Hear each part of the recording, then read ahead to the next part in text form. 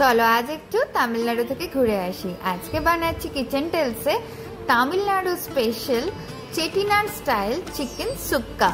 এটা ভাত, রুটি, পরোটা, ধোসা, নিট ধোসা, সেট ধোসা সবের সাথে খুব ভালো যায়।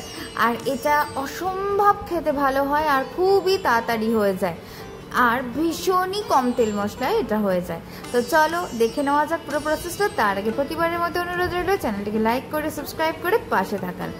এখানে আমি নিয়েছি 500 গ্রাম চিকেন, যেটা উইথ বোনই নিয়েছি, ছোট ছোট টুকরো করে কাটিয়ে নিয়েছি। এখানে দিয়ে দিলাম 1 টেবিল চামচ আদা থেতো করে রাখা, আর দিলাম 2 চামচ দিলাম দেখো কাশ্মীরি লঙ্কার গুঁড়ো, 1 চামচ দিয়েছি লবণ, আর 1 চামচ হলুদের গুঁড়ো, আর হাফ লেবুর রস, আর সামান্য একটু এখানে দিয়ে দিলাম তেল বা সানফ্লাওয়ার অয়েল দিয়ে দিলাম 1 চামচ। ভালো করে মাখিয়ে নিয়ে মনে হলো রংটা একটু কম আসছে, তাই আরও 1 চামচ কাশ্মীরি লঙ্কার গুঁড়ো দিয়ে মাখিয়ে এটাকে 10 মিনিটের জন্য জাস্ট রেখে দিতে হবে।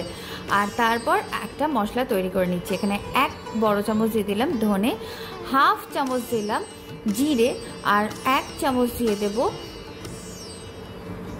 1 ছোট চামচ দিয়ে দেবো গোলমরিচ। এগুলোকে ভালো করে শুকনো খোলা একটুখানি রোস্ট করে নেবো, সাথে একটু লবণ দিলে খুব ভালো করে রোস্ট হয়ে যায়। ঠান্ডা করে এটাকে গুঁড়িয়ে নিয়ে চলে এলাম।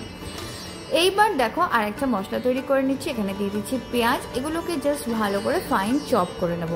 পেঁয়াজ আমি দিয়েছি এখানে মাঝারি সাইজের দুটো।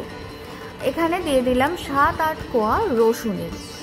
পেঁয়াজ আর রসুনটাকে ভালো করে আমি চপ করে নেব।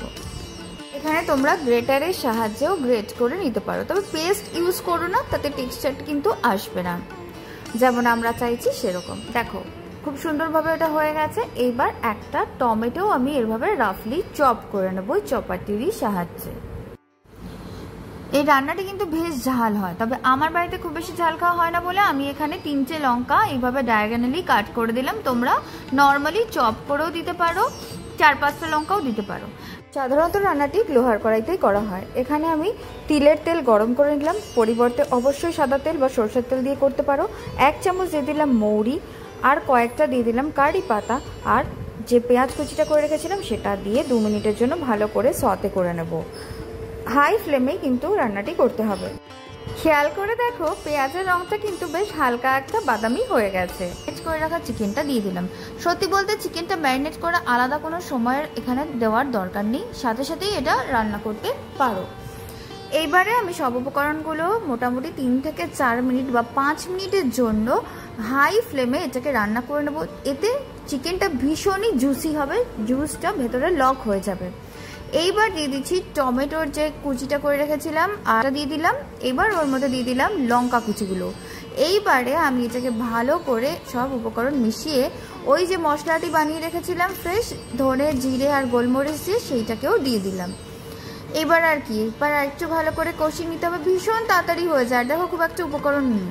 ওই যে চিকেনের যেটা ম্যারিনেট করে রাখা ছিল সেটা ধোয়া একটু জল দিয়ে এটাকে ঢেকে দিলাম, আর লো টু মিডিয়াম ফ্লেমে রান্না করলাম মোটামুটি 15 থেকে 20 মিনিটের জন্য।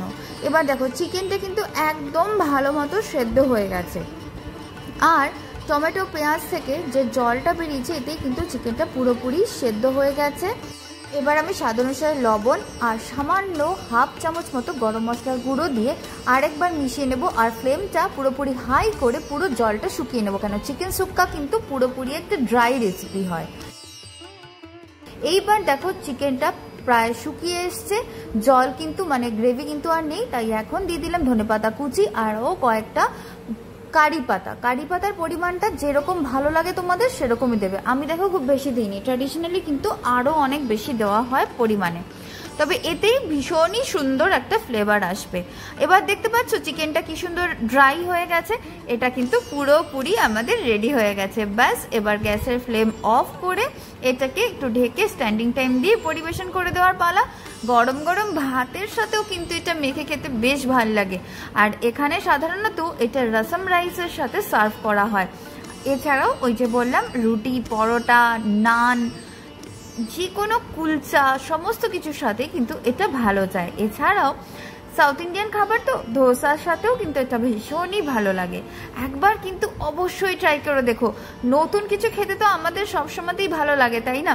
সবসময় একঘেয়ে চিকেন না খেয়ে এইটা একবার করে দেখো, এটা কিন্তু তামিলনাড়ুর স্পেশালিটি। আচ্ছা, চিকেন সুক্কা কিন্তু মালওয়ানি স্টাইলে বা ম্যাঙ্গলোরিয়ান স্টাইলেও হয়, সেটা আমি আবার অন্য সময়তে শেয়ার করে দেবো। একবার কিন্তু অবশ্যই এভাবে বানিও, আশা করি সকলের খুব ভালো লাগবে।